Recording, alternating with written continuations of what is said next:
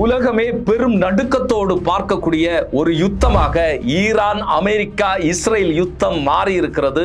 கொடூரமான தாக்குதல் நடைபெற்றுக் கொண்டிருக்கிறது. இருதரப்பிலும் நூற்றுக்கணக்கான மக்கள் செத்து மடிந்து கொண்டிருக்கிறார்கள். இஸ்ரேலில் பல்வேறு நகரங்கள் சிதைக்கப்பட்டிருக்கிறது. எங்கு பார்த்தாலும் மரண ஓலங்கள், சைரன் ஒலிகள், இவைகள் தான் கேட்டுக்கொண்டிருக்கிறது. ஈரானை நம்ம வெற்றி கொள்ளவே முடியாது அப்படிங்கிற ஒரு முடிவுக்கு ட்ரம்பும் நெதன்யாகும் வந்திருக்கிறார்கள். இதுல ஒரு தந்திரத்தை இவர்கள் கையில் எடுத்திருக்கிறார்கள் என்கிற விஷயங்கள் எல்லாம் வெளியாகி இருக்கிறது.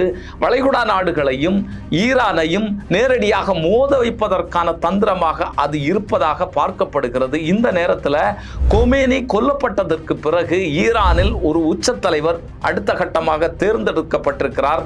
அவர் என்ன முடிவுகளை எடுக்கப் போகிறார், என்ன அவர்கள் பேசிக்கொள்கிறார்கள் என்கிற தகவல்கள் எல்லாம் இப்போது வெளிவந்து கொண்டே இருக்கிறது. இந்த நிலையில் ஈரானுடைய ஹார்மோஸ் கடல் பகுதி மூடப்பட்டிருக்கிறது. அந்த பகுதி வழியாக எந்த கப்பலும் பிரயாணிக்க முடியாத அளவிற்கு கடுமையான நடவடிக்கைகளை ஈரான் எடுக்க போவதாக செய்திகள் வலம் வந்து கொண்டிருக்கிறது. இந்த நேரத்தில் அமெரிக்காவினுடைய நியூயார்க் டைம்ஸ் பல்வேறு ரகசியங்களை, இந்த யுத்தம் குறித்தான தகவல்களை கசிய விட்டிருக்கிறது. இது மிகப்பெரிய அதிர்ச்சியை ஏற்படுத்தியிருக்கிறது. இதற்கு பின்னால் நடந்த தந்திரங்கள் இப்போது வெளி உலகத்திற்கு வந்திருக்கிறது. என்ன நடைபெற்றுக் கொண்டிருக்கிறது இந்த யுத்தத்தில்? இந்த யுத்தம் தடுத்து நிறுத்தப்படுமா? பார்ப்போம் காணொலி. 2-3 நாட்களிலே இந்த யுத்தத்தை முடித்து ஈரானை கைப்பற்றி விடலாம் அப்படிங்கிறத அமெரிக்கா நினைச்சது, ட்ரம்ப் நினைச்சாரு. இப்போது அது முடியாது. இந்த யுத்தம் 4-5 வாரங்கள் நீளும் அப்படிங்கிறத ட்ரம்ப் அவர்களை வெளிப்படையாக தெரிவித்திருக்கிறார். அப்படின்னு சொன்னா ஈரான் எந்த அளவுக்கு வலிமையாக இந்த யுத்தத்தில் ஈடுபட்டு கொண்டிருக்கிறது அப்படிங்கிறது நமக்கு தெரியும்.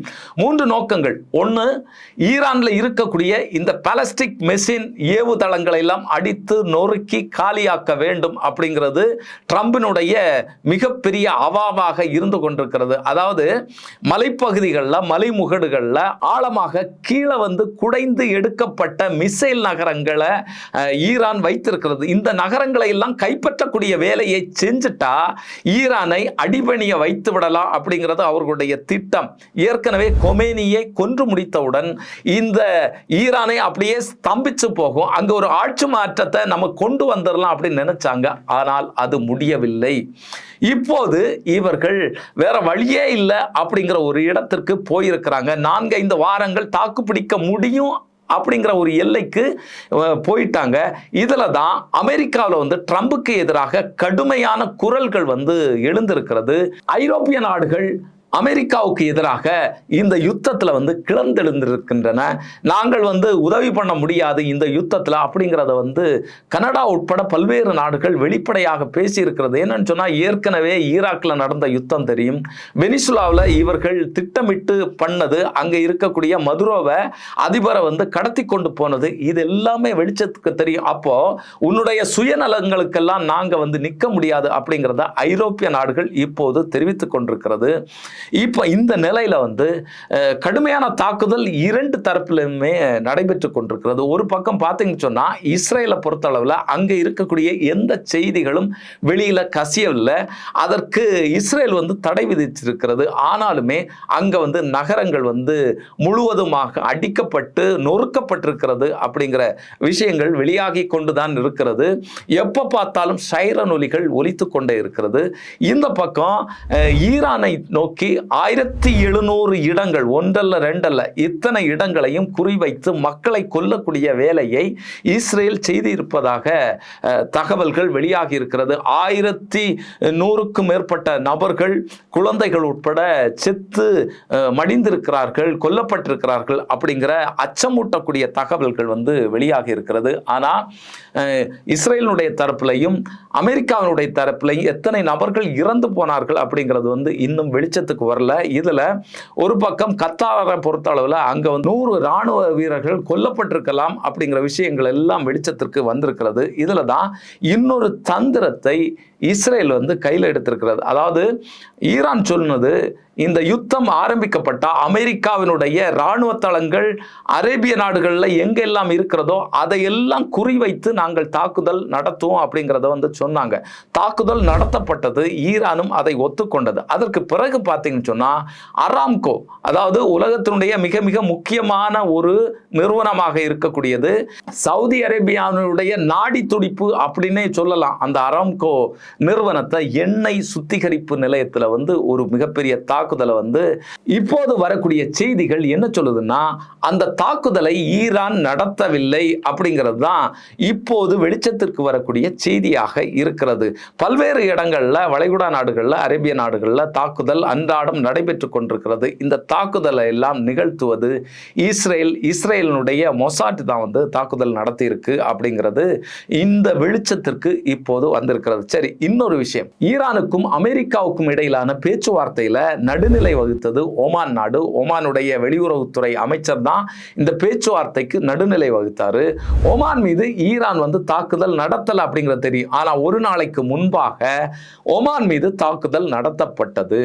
அப்போ ஓமான் மீதும் ஈரான் வந்து தாக்குதல் நடத்துதா அப்படிங்கிற கேள்விகள் எழுந்த போது ஈரான் அதை மறுத்தது. இதில் தான் நம்ம பார்க்கணும், ஒரு பக்கம் வந்து வளைகுடா நாடுகள் மீது, அரேபிய நாடுகள் மீது ஒரு தாக்குதல் நடந்துட்டு இருக்கு.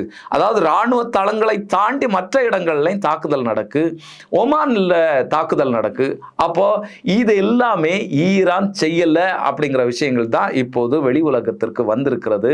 அமெரிக்காவினுடைய யுத்த கப்பல் இருந்து தான் ஏவுகணைகள் ஏவப்பட்டிருக்கிறது ஈரானை நோக்கி. எதுக்குன்னு சொன்னா, ஈரான் வந்து ஒமான தாக்குதல் மூலமாக ஒமான் வந்து ஈரானுக்கு எதிராக திரும்ப வேண்டும் அப்படிங்கிறது தான் அமெரிக்காவினுடைய திட்டம். அந்த திட்டத்தினுடைய அடிப்படையில் தான் அமெரிக்கா வந்து ஒமான் மீது தாக்குதல் வந்து நிகழ்த்துது. இன்னொரு பக்கம் பார்த்தீங்கன்னு சொன்னால், இங்கே வளைகுடா நாடுகளில், அரேபிய நாடுகளில் வந்து நடத்தப்படக்கூடிய பல்வேறு தாக்குதல்களில் ஈரானுக்கு தொடர்பில்லை அப்படிங்கிறது வந்து சொல்லப்படுகிறது. இங்கே வந்து விழக்கூடிய ஏவுகணைகள் பெரும்பாலும் இஸ்ரேலுடைய ஏவுகணைகளாக இருக்கிறது அப்படிங்கிற செய்தி இப்போது வெளிச்சத்திற்கு வந்திருக்கிறது.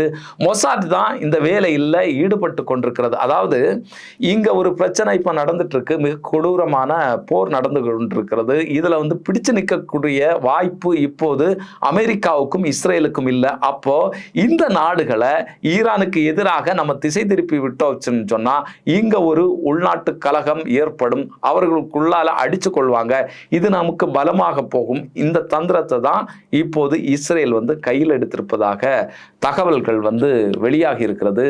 இப்போது ஈரான்ல கொமேனி கொல்லப்பட்டதற்கு பிறகு அதனுடைய நாட்டினுடைய உச்ச தலைவர் தேர்ந்தெடுக்கப்பட்டிருக்கிறார். அது வந்து யாரும் அல்ல, ஐதுல்லா கொமேனியினுடைய மகனாக இருக்கக்கூடிய முஜ்தபா கொமேனியை தான் இப்போது அவர்கள் தேர்ந்தெடுத்திருக்கிறார்கள். இந்த யுத்தம் நடந்த போதே, கொமேனி கொல்லப்பட்ட போதே இந்த தகவல்கள் செய்திகள்லாம் வெளியானது. அவருடைய மகன்தான் அடுத்த உச்ச தலைவராக தேர்வு செய்யப்பட்டிருக்கிறார் அப்படிங்கிற விஷயங்கள்லாம் வெளிச்சத்திற்கு வந்தது. ஆனா இப்போது அது உறுதிப்படுத்தப்பட்டிருக்கிறது. இந்த கொமேனி வந்து எந்த அளவிற்கு அடுத்த முடிவுகளை எடுக்க போகிறார் அப்படிங்கிறதெல்லாம் நம்ம பொறுத்திருந்து பார்க்க வேண்டியதாக இருக்கு. இந்த நேரத்தில் நமக்கு ஏற்கனவே சொன்னது மாதிரி இஸ்ரேல் தரப்புல இருக்கக்கூடிய செய்திகள், அங்க நடக்கக்கூடிய அழிவுகள் இதெல்லாமே வெளிச்சத்திற்கு வரல. இஸ்ரேல்ல நூற்றுக்கணக்கான மக்கள் செத்திருப்பதாக தகவல்கள் பலரும் சொல்லிக் கொண்டிருக்கிறார், உலக அளவில் பலரும் பேசிக் கொண்டிருக்கிறார்கள். இந்த நேரத்தில் 1700 இடங்கள், 1-2 அல்ல, 1700 இடங்கள்ல ஈரான்ல வந்து இஸ்ரேல் வந்து தாக்குதலை நடத்தியிருக்கு. இதையெல்லாம் எதிர்த்து சுற்றி அடித்து கொண்டிருக்கிறது ஈரான். இன்னொரு பக்கம் பார்த்தீங்கன்னு சொன்னால், உலகத்தினுடைய பொருளாதார வழித்தடமாக இருக்கக்கூடிய ஹார்மோஸ் கடல் பகுதி, வளைகுடா நாடுகளுக்கு, அரேபிய நாடுகளுக்கெல்லாம் இந்த வர்த்தக வழியாக இருக்கக்கூடியது அதுதான். அந்த வழியை இப்போது ஈரான் அடைத்திருக்கிறது. மிக கடுமையான எச்சரிக்கையை இப்போது ஈரான் வந்து விடுத்திருக்கிறது. இன்னொன்று ஏற்கனவே நம்ம பேசியிருந்தோம், அந்த கடல் பகுதியில் கன்னி வெடிகளை அவர்கள் வந்து வைக்கப் போவதாக சொல்லப்பட்டது. இப்போது அதற்கான வேலைகளை ஈரான் செய்து கொண்டிருப்பதாக தகவல்கள் வெளியாக இருக்கிறது. இந்த நேரத்தில் அந்த பக்கத்தில் வேற கப்பல்கள் வந்து போகிறதாக இருந்தால் நிச்சயமாக அந்த கப்பல் வெடித்து சிதறும் அப்படிங்கிறது தான் இதில் இருக்கக்கூடிய விஷயமாக இருக்குது. ஏற்கனவே வந்து அப்ரஹாம் லிங்கன் கப்பல் மீது ஏவுகணை தாக்குதலை வந்து ஈரான் நடத்துச்சு. அந்த கப்பல் இப்போது அந்த கடல் பகுதியில் இல்லை, அது வேறு பகுதிக்கு வந்து மாற்றப்பட்டது அப்படிங்கிற விஷயங்கள் வெளியாக இருக்குது.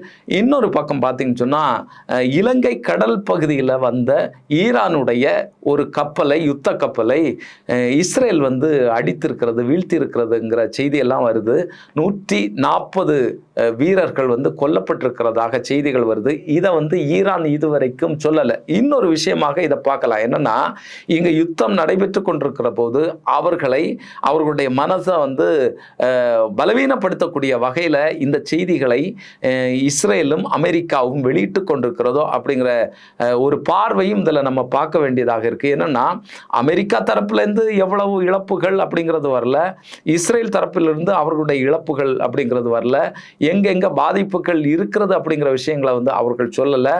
ஈரான் தான் அவர்களுடைய தரப்பில் என்னென்ன பிரச்சனைகள், எங்களுடைய தாக்குதல் எந்த அளவுக்கு வலுவாக இருக்கிறது அப்படிங்கிறத தொடர்ந்து பேசி கொண்டிருக்கிறார்கள். இந்த நேரத்தில் நிச்சயமாக அமெரிக்காவையும் இஸ்ரேலையும் நாங்கள் பழிவாங்காமல் விடமாட்டோம் அப்படிங்கிறது தான் ஈரான் தொடர்ந்து பேசிக்கொண்டே இருக்கிறது. நாங்கள் வலிமையாக இந்த நாடுகளை வந்து அழித்து ஒழிப்போம் அப்படிங்கிறது தான் அவர்களுடைய சின்னமாக இருக்கிறது, அவர்களுடைய கூர்மையான வாதமாகவும் இருந்து கொண்டிருக்கிறது. இந்த நேரத்தில் பார்த்தீங்கன்னு சொன்னால் அமெரிக்காவிலிருந்து வெளிவரக்கூடிய நியூயார்க் டைம்ஸ் வந்து ஒரு செய்தியை வெளியிட்டிருக்கிறது, ஒரு கட்டுரை. அதாவது இந்த யுத்தம் ஆரம்பிக்கிறதுக்கு முன்னால் அங்கே இருக்கக்கூடிய இராணுவ தலைவர்கள், இன்னொன்று யுத்தம் சம்பந்தமான ஆலோசிக்கக்கூடிய நபர்களோடு ஒரு ஆலோசனை நடைபெற்றிருக்கிறதாக சொல்லப்படுகிறது.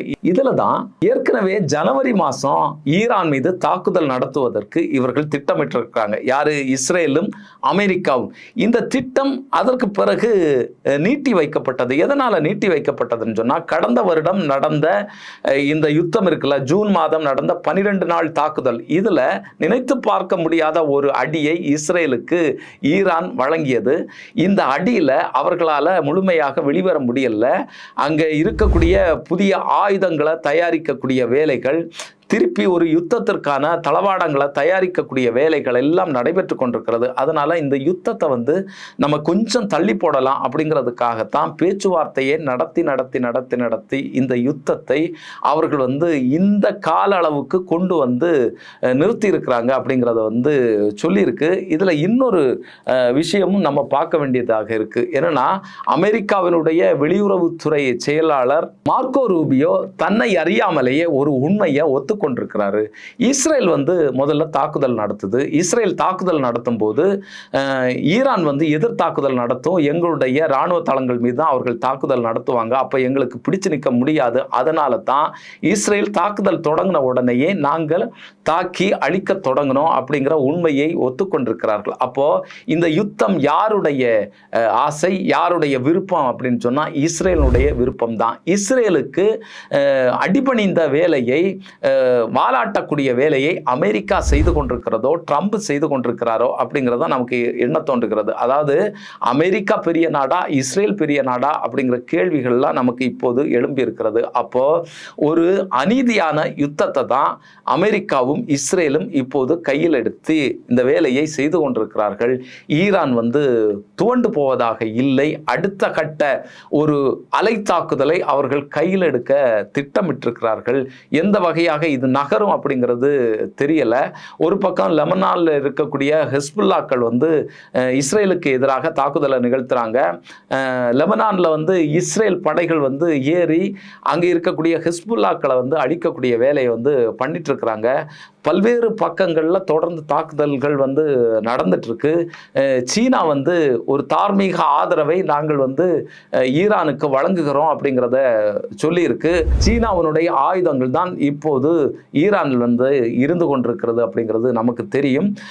அடுத்த கட்டமாக இந்த யுத்தம் எந்த திசையை நோக்கி பயணிக்கும் அப்படிங்கிறதெல்லாம் நம்ம பொறுத்திருந்து தான் பார்க்க வேண்டியதாக இருக்கு. யுத்தம் யாருக்கும் நன்மையை கொண்டு வராது.